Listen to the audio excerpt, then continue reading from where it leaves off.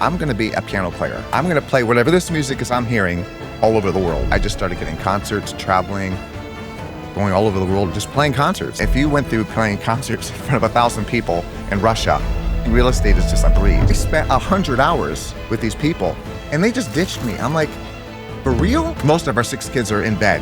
And my wife wants my FaceTime, not on a phone FaceTime. She just wants to see me and talk.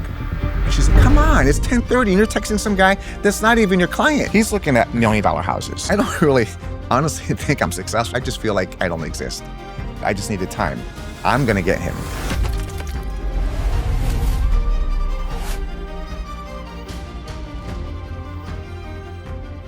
Well, Stephen, welcome to the show. Thank you for having me. It's my pleasure. We're happy to have Stephen Wilber on the Atlanta Agent Playbook today. Stephen actually started as a pianist. Is that right? Tell me a little bit about the era before real estate. Okay, try to make a long story short. It's pretty interesting story. You have such a unique background. I can't wait to get into it. Okay, so basically in high school, I was really good in sports and soccer, basketball, wrestling, everything, you know. And I was playing a football game once, me against some older guys, and some other guy says, hey, some old man said, hey, you're a really good athlete. You should visit my family in Switzerland. I ended up going to Switzerland December 22nd for 4 months when I was in 10th grade. Okay. Wow. Had playing piano lessons for 3 years, hated it, didn't ever look the piano, didn't even care one bit. So I'm in Switzerland skiing in the Alps, you know, no school. I was ahead of my class. They let me go. And I went to southern France as a side trip to visit friends of the family. Where I lived in Dearborn, Michigan. Okay. We had Armenian, Lebanese friends, you know, and so they were in southern France. I took a 15-hour train trip, 15 years old. I looked like I was 8. I'm down in southern France, sitting there looking at the southern Alps, and this lady walks in. She puts a recording on of Liberace, who I didn't know who he was, playing Beethoven, who I didn't know who he was. And I sat there and I listened to that music and I thought, I'm going to be a piano player. I didn't know what concert pianist meant. I'm going to play whatever this music is I'm hearing all over the world. Did you not have any kind of musical experience before? Yeah, had been playing the piano for 3 years. Yeah. But just like baby stuff, not practicing, hating it. Yeah. And I was going to be a professional soccer player. I was, you know, really good at soccer. And I grew up in a Bible college with lots of African, Haitian, island people, and they were great at soccer, and I was good at soccer. Nice. So here I am at 15. I'm like, I'm going to be a piano player. I come home that summer, that April, on my birthday, 16. I practiced 3-4 hours a day. That summer, 12, 15 hours a day. I changed my whole life. And I ended up going to Oberlin for my bachelor's, which is one of the top music schools in the country. And I went to Peabody of Johns Hopkins, which is a great music school. I did my master's there. Then I did my doctorate at University of Maryland for piano. And while I was doing my doctorate, I just started getting concerts, traveling, going all over the world, Russia, Estonia, Switzerland, Romania, Italy, Hawaii, America, just playing concerts. Wow. And I'm like, you know, 8 hours a day, being a recluse. Get a professor job down here in the South at Lee University. Meet my wife. 2018, my dad is dying of cancer. I quit my job. I moved in with my mom, my 4 kids. My mom's like, hey, my mom was a fabulous real estate agent, like the best. Okay. She said, you should do real estate. I'm like, no, that's for girls. So I just took, around COVID, I remember the month I gave a lecture, masterclass in performance at Milledgeville, College of, I don't know what you call it. It's a college, University of Georgia. It's a weird name. Okay. And so after that concert and you couldn't play anymore, I said, Mom, sure, I'll take a book. So I took the book. I studied the whole month of October, like 5 hours a day, took the test. 5 years ago, boom. So that was back in 2020, 29? I took my test in 21 of December. 21. So okay. January 22, 3, 4, 5. I just started my 5th year. Oh, wow. Yeah, we're already in 2026. Yeah. I keep So, forgetting and that. I don't even see a piano anymore. If I'm not going to be really good, I don't want to do it. So 5 years in the real estate.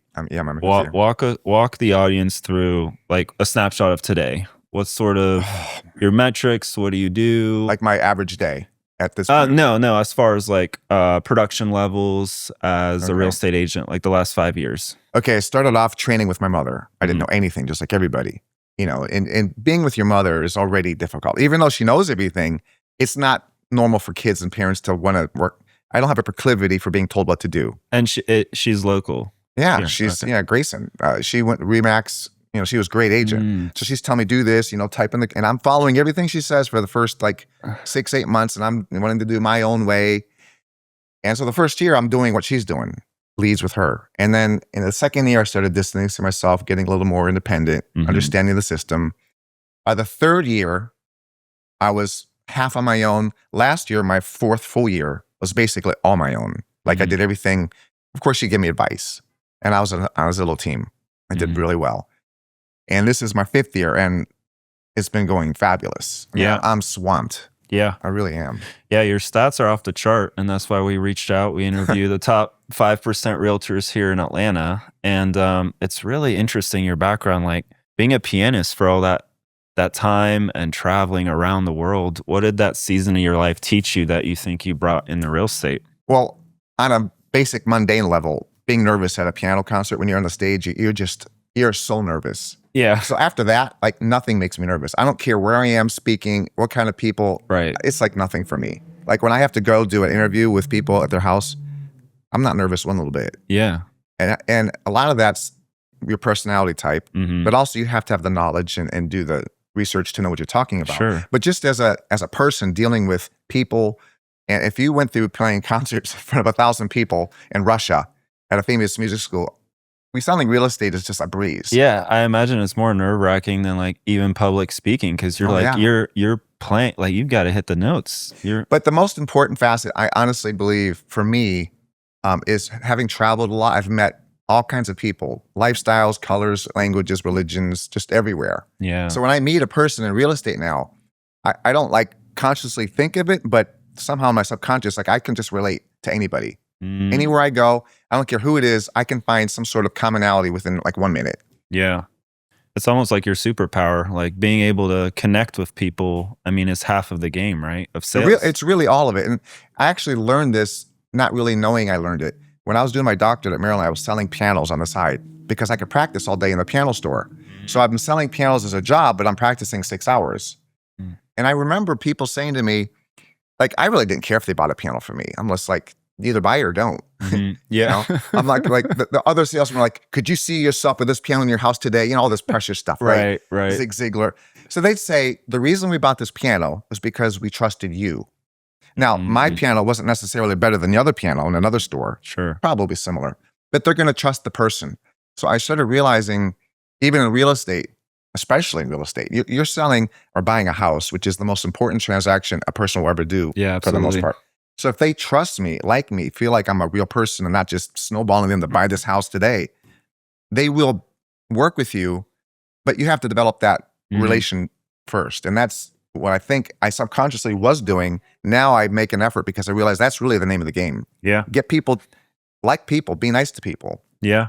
I come from an engineering background. And if you were to ask me after Georgia Tech getting my mechanical engineering, would I be 100% sales? I would be like, hell no. I don't want to be a sleazy salesperson. I know, yeah. But I quickly learned that sales isn't trying to like necessarily put pressure. Obviously, you have to have some kind of influence, but it really, the reason we've been successful in sales is because of the knowledge, and then also just being able to build trust and advise people honestly down the right path without, sounding like you're trying to sell them. It's solving problems and it's helping people. And if you put that first, that's what sales is about. Yeah, I've noticed it's rarely about the house. Everybody knows the dimensions and the square foot, all that stuff. But that's a little bit, it's like you're a psychologist. Yeah. Psychiatrist or whatever you want to call it. Psychiatrist, yeah. I mean, I've had couples argue in front of me. I'm like, hey guys, you got married because you love each other, right? I actually said this to them. I'm like, you're arguing, and I get it, it's emotional. But remember, you're both on the same team. You're just temporarily upset because he doesn't like your kitchen maybe or whatever. So I realize a lot of it's just walking people emotionally through situations. Yeah.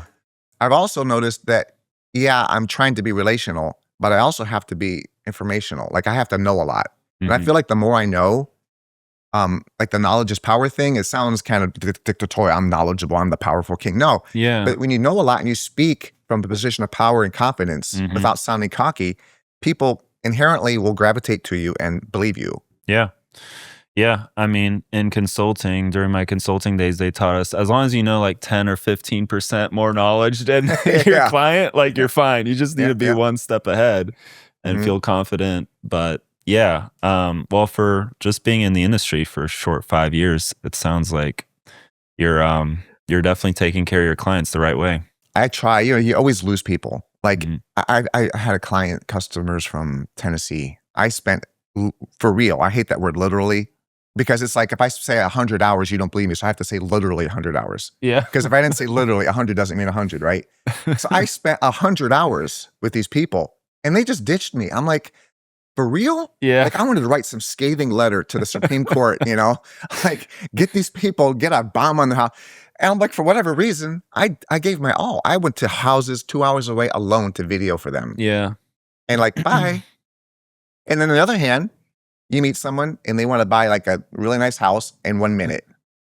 So I complained to my First wife. house, Yeah. So it's rare that someone buys the first house they see, right? Mm-hmm. And so if we're going to complain about the bad things, we have to give, credence to the good things that happen. Yeah, no, absolutely. I want to take it back to the period where your mom, was that her whole career being a real estate agent? No? Okay. I grew up in from the time I was 9 through my developing years, Okay. I grew up in a Bible college in upstate New York, where my dad was like a Bible teacher and traveled the country. And my mom was a marriage counselor. Mm. So good luck with me meeting the girl, right? So when we moved to the South, most of us kids were already out of high school. She basically just became a real estate agent and was day one successful. Like she gave me this story, and I can't remember the real estate agent she was with. It was the first year. Mm. So she goes to her broker and says, "Oh, hi, Mrs. Blah, blah, blah. I need help. I have like 11 listings. I don't know." And the lady's like, "Oh, honey, you don't have 11 listings. No, you don't." Well, she did. And the lady was like, "What?" And so, because my mom was good with people, like if she tells me something brusquely or aggressively because she's correcting me, she probably is different with other people. Sure. But so she was very good at this. And so me getting into it, hearing stories and all that, I guess you could say it was a natural thing, even though it wasn't. Mm-hmm. You would expect somebody in our family would get into it. And did she help you enough to train you and kind of transition the book of business to you? Or when we would go on appointments together in the car, and I like to drive and think, okay, she would just be jabbering at me the whole time, do this, information, knowledge. And she's trying to throw 25 years of experience at me like in one car trip. Right. And I'm like, I can't take anymore. Just stop. I'm going to turn on the news. And she's doing it because she loves me and wants to help me. Sure. And she knows everything. And here I am like this peon after 6 months. I'm just like, I need time. I need space. Yeah. But she kept saying, I'm trying to give you information while I'm around. Mm. So I heard lots of stories, and I still go to her for advice. Like, obviously, I feel like I know a lot. Yeah. But compared to these big agents that are famous, I probably don't know much. Mm. But I can slide by with whatever I do know. And I feel like I've had an incredible amount of experience for someone in not even 5 years. Absolutely. And it helps me. But I'll still ask her questions all the time. Would you do this? Should I do that? Doesn't mean I'll do it, but I probably will. What do you think was the biggest piece of advice that stuck with you that came from her? Easy. People used to say to her, "Why are you so good?" And she said, "Because everyone else is so bad." And what was so bad about other people? When I would come home from school and want to be with her, she'd be on the phone 10, 11, midnight all day. I'm like, just get off the phone. I'm here. My sister's here from college. Just watch a TV show or whatever. Just answer your phone. Yeah. And I'm pretty OCD about a lot of things. Yeah. I don't even want to go into it. My poor wife thinks I'm a nut job.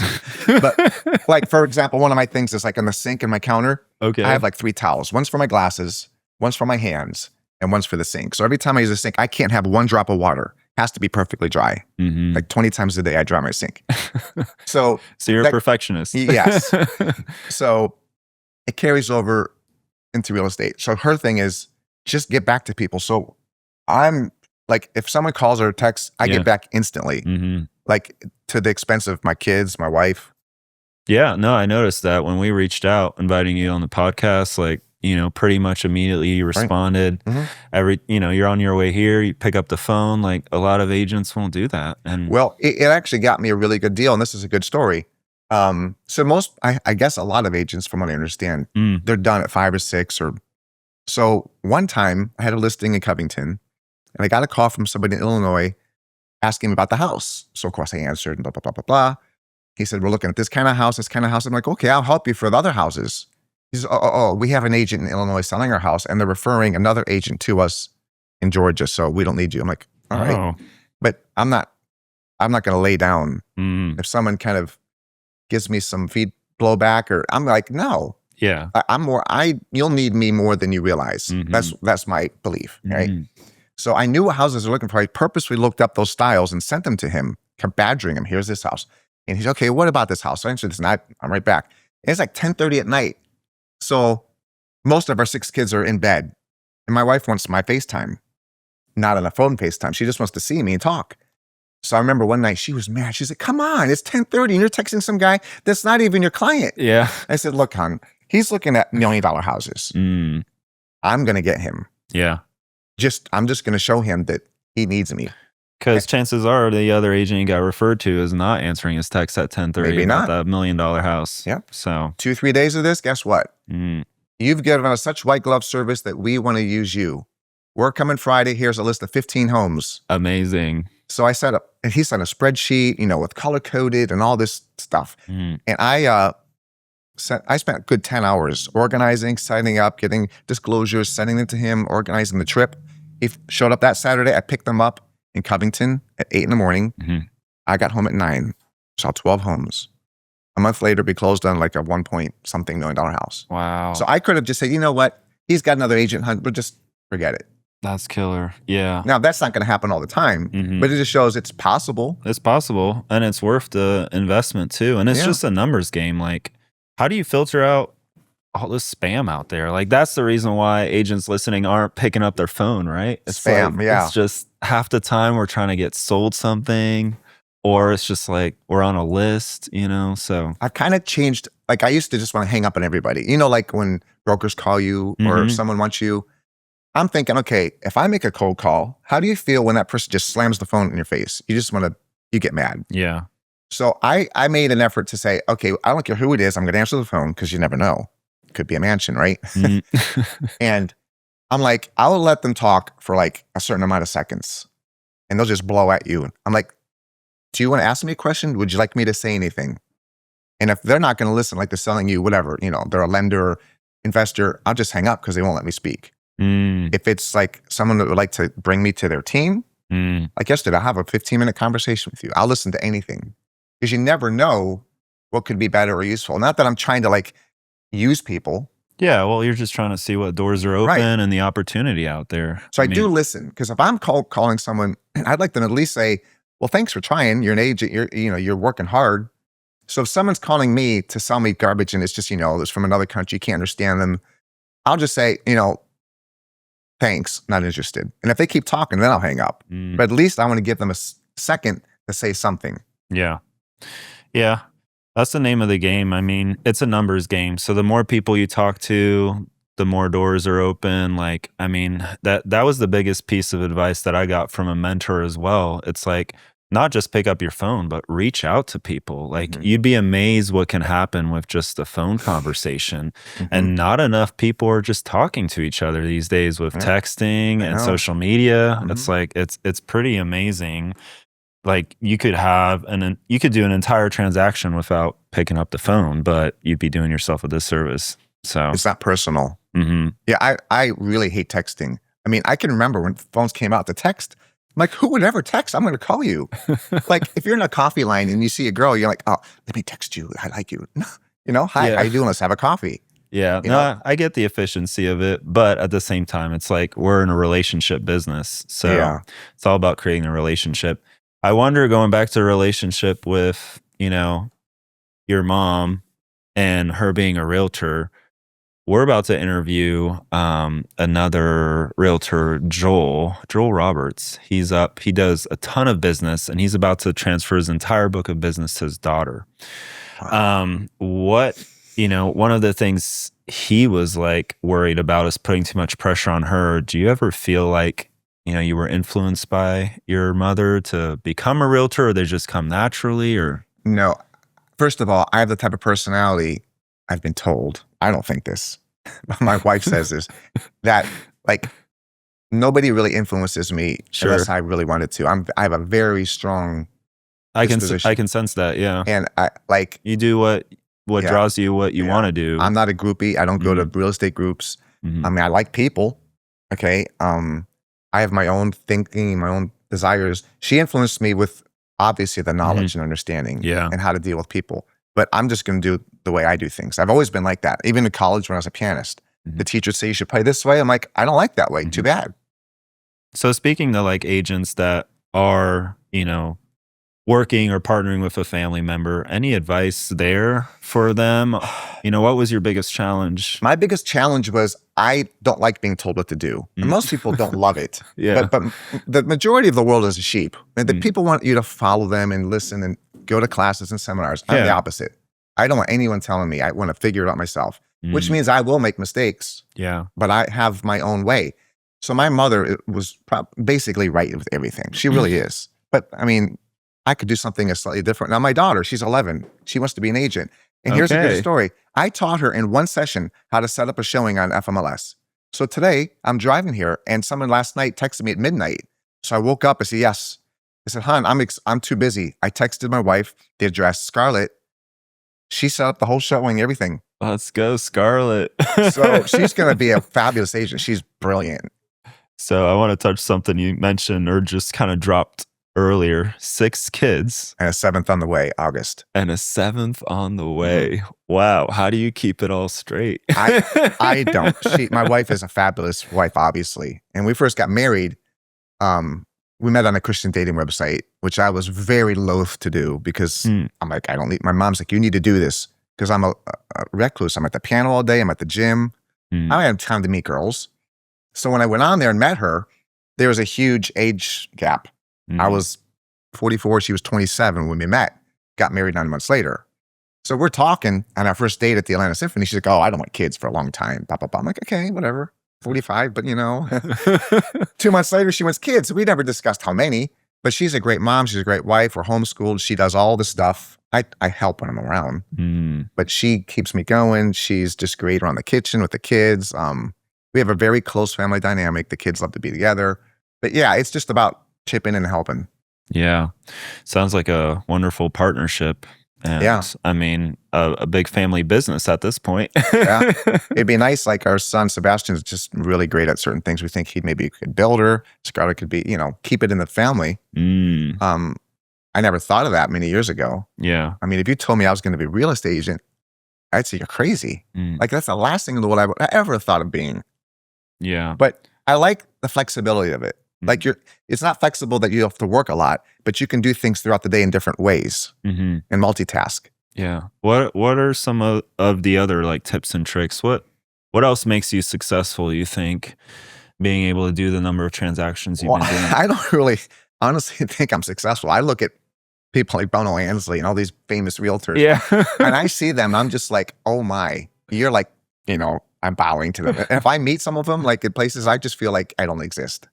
Now, oh, that's not true. That's the same thing when I was a pianist. When I was in high school and I saw at these competitions, these kids that have been playing for 10 years and my first year for real, I just looked at them in awe. I knew I could do it. I just needed time. Yeah. So I'm not like being self-deprecating saying I'm a moron. Yeah. I'm just like, they're amazing. And I'm just like, here, give me time. All right. Yeah. And I think God blessed me with a certain gifts that helped me. It's only been 5 years. What do you think the next 5 years looks like for real estate? I'm not like the kind of people, I don't like to boss people around. My wife says that I somehow managed to make everybody do what I want without saying it. I have a very strong, ethos about me, I guess, that I just like things a certain way. Yeah. I don't want to have a team and boss people, but I want a team. And I think, I'm not like saying I have to create my own real estate agency and all the brokerage, but within, like I'm with virtual properties, I would like to have a team, like a buyer's broker, maybe a transaction coordinator, people helping, but I don't want them to be like these underlings where I'm like, do this, do this. Yeah. I want them to love their job like I do, work hard. They don't have to be maniacal. I got work all day. But I want to have a team and I want them to enjoy it and help the team grow. I don't want to be hammering people and, you have to do this. If you don't want to do it, just go. Yeah. I'm a big believer in, I don't care who you are. If you like something, love something, or want to do something, and you're responsible and doing it daily, you're going to be good no matter what. Yeah. I mean, not be the best, but you're going to be very good. I think that's the reason why a lot of us agents got into the business in the first place. It's the flexibility. It's doing what we love. Like, yes, it's a numbers game and we're answering the phone at all times of the night. But for me, it's just like business and personal sort of blended. Yeah. I'll go on vacation. I don't even mind picking up the phone for a client or an agent No. or something that's going on. Like it's just kind of part of my life, and it's blended. When you don't love what you're doing, you're creating a job for yourself. Yes. And I think when you do that, you're not going to last, because when the hard times come, in order for you to stay motivated, it's like your why's got to be strong enough. Your passion for what you're doing has to be strong enough to kind of pull you through. You don't get in trouble on vacation answering the phone? No. Well, so my Sure you do. wife Lexi, she's a realtor as well. Oh, So okay. we're You both are. honestly, she's on the phone more than I am. So you both at Dollywood on the phone. I'm the one coming up from the bar with two pina coladas. I'm like, babe, come on. What are you doing? I come back, she's on the phone. Yeah, we've been to Dollywood, and I'm just on the phone the whole time. We're like in the rides at the roller coaster. I'm like on the phone on the side. People think, but I like to work. I don't like vacations. I don't want to sit around. Yeah. I want to work out, do my gym workouts, read, real estate. And once you get to a certain level, I realize there's so many people you have to deal with. Yeah. You can't just turn your phone off for a week or a day. What are you going to do? Yeah. I mean, if I want something, if I want to go get a coffee and that place is closed, I'm going right to the next place instantly. I'm not waiting for 5 minutes. Mm-hmm. Yeah. Same in real estate. People want work. Yeah. That's how it is.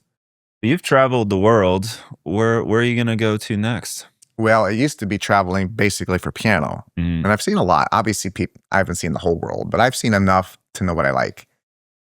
I'm pretty flexible. I could go anywhere. We want to move and have a farmstead, because we have lived like in a cul-de-sac, and the kids are playing on concrete, like for real concrete, football, basketball. I don't care where I go. Georgia's a great place. Lots of good homes. In fact, looking at Zillow, my wife has said, looking between Wyoming or just anywhere in the country, Georgia's got really great prices for homes. It really does, yeah. I mean, I haven't really done any real estate anywhere, so I don't know. But I'm like, oh, just go to Wyoming, you'll see some cheap homes. Nope. Is that why sort of your motivation behind possibly growing a team, so you could kind of step back a little bit or be more mobile? I read that book, the Keller Williams book, $1 Million Agent. Yeah, the $1 Million Early real estate on. agent. Yeah, Yeah, the big red one, right? Yeah, and the numbers. And I'm not the kind of person that likes to read a lot of books about what I'm doing. I like to experience it for myself. But I know they know a lot, so of course I read it. And like the 2 per 100 closing percentage. Yeah, I think that's a bit low. Some of it's luck of the draw, but I think a lot of it's just you making things happen better between your personality, your knowledge, your work ethic, and being loyal and reasonable and honest, just being a nice person. I mean, if you're just a Grinch and weird and just not sociable, people aren't going to close with you. It's just simple life, Yeah. And like, okay, so I have long hair, which I never used to have. I used to have nice hair like you. And I know there's certain people that look at me, think I'm some reprobate because I have long hair. I guarantee you. I mean, it's just social culture. People are quick to judge. I had a guy ask me for drugs. I didn't even know him. I was going to his house for a listing. He got in his car and he asked me for drugs. Just because of the long hair. I asked him why, made him ask that. And he said, just look at you, how you look. So I'm like, oh, thank you. But I don't know. Yeah, it's just how it is, I guess. Are you, do you ever miss being a musician? Every day. Yeah. Oh, I'm an artist at heart. I didn't really understand the difference between transactional and relational. Someone told me this, another agent. They said, you're not a transactional person, you're a relational person. And I guess I understood it, but then thinking it further, I just don't want to talk about numbers, and like I'm good with math, but I don't want to talk business. Okay. So I'm an artist at heart, and just different kind of arts, music, culture. And I just don't, I miss it a lot. Yeah. But I don't ever play it. I don't even teach my kids. I don't have time. Do any of your kids play music? Yeah. They're all really good ears. Like my son plays cello. My daughter Scarlett, she's viola and piano, but she wants piano desperately, and I try to help her. My twins, Magnus and Genevieve, they play piano. So I went to their piano recital the other day. I don't teach them. I'm like the shoemaker has kids that have no shoes. That's me. Wow. I mean, I'm hoping to step back, like you said, if I can grow my business and get help, I can have extra hours to actually be more of a dad. Yeah. Well, it sounds like you're halfway there with Scarlett, so. I don't know when you can get your license, but I promise you, all the data work, she can figure out that stuff like this. Yeah. She's just real quick. Yeah. No, I bet. Well, this is the Atlanta Agent Playbook. Mhm. We ask this question for every single one of our guests. Mhm. What's the play? What's the one play that you want to add to our playbook that's made you successful these last 5 years? You mean like what type of thing I do, or What tactic, habit, mindset, just a piece of advice? boy, I'm sure everybody's already said all the famous things. And I don't really have a playbook. I don't think in those terms. I try to think holistically. Just Okay. I have to say, don't be a salesman. Get to know people and care. Mm, I mean, people have a good awareness. They know, yeah. you know, They've got a sales radar. or even just when you meet someone, you know right away how you're going to feel with them. And some people just don't get along. Like every girl you met in your life you didn't love, right? Yeah. It's the same thing with any business. Sure. So there's going to be people that meet you and they're just going to not like you just based on how you look, and that's life. But that's a small percentage. So we get rid of that 5%. I would say for me, it's just showing that you really care. Yeah. Be involved personally and relationally, and also you're dealing with the house, of course, but be on top of things. I've had people say they love the fact that I'm so quick to respond. Mm, So respond quickly and be involved as a person, mm. you know? Are there any additional ways that you feel like you really show your clients that you care? Maybe, I don't know. Well, like, I think you have to be honest. So sometimes you'll see a house and maybe they think, what do you think of this house? And you could say, oh, I love this house. You should buy it today. Yeah. But honestly, if you think about it, you know what they want. You're like, no. Like I've been traveling around and someone's going to meet me at a house and I got to know them well. Mhm. I'd get to the house and say, just don't come. I mean, you're not going to like this house. It's just not for you. Mm. And they would trust me. I actually had someone buy a $1 million house 6 months ago from Florida. She never actually saw the house. I was with her like 8 trips all over North Georgia. And I knew exactly what she wanted. Mm. And I went to Talking Rock and I videoed this house. I said, I know you want this house. I actually talked to her yesterday and they love it. So I think you have to be real. Yeah. You can't just try to make a sale. I mean, it might work, but then what happens if they hate it and you knew something, you know? Well, you heard it here on the Atlanta Agent Playbook. Care is our new play. Care for your clients. Yeah. Actually, no one's ever said that before. Really? Yeah. So Well, that's our new play that we're adding to the playbook. Stephen, thank you so much for the time. How can people reach out to you? well, I have a phone, unfortunately. You answer your phone. Yeah.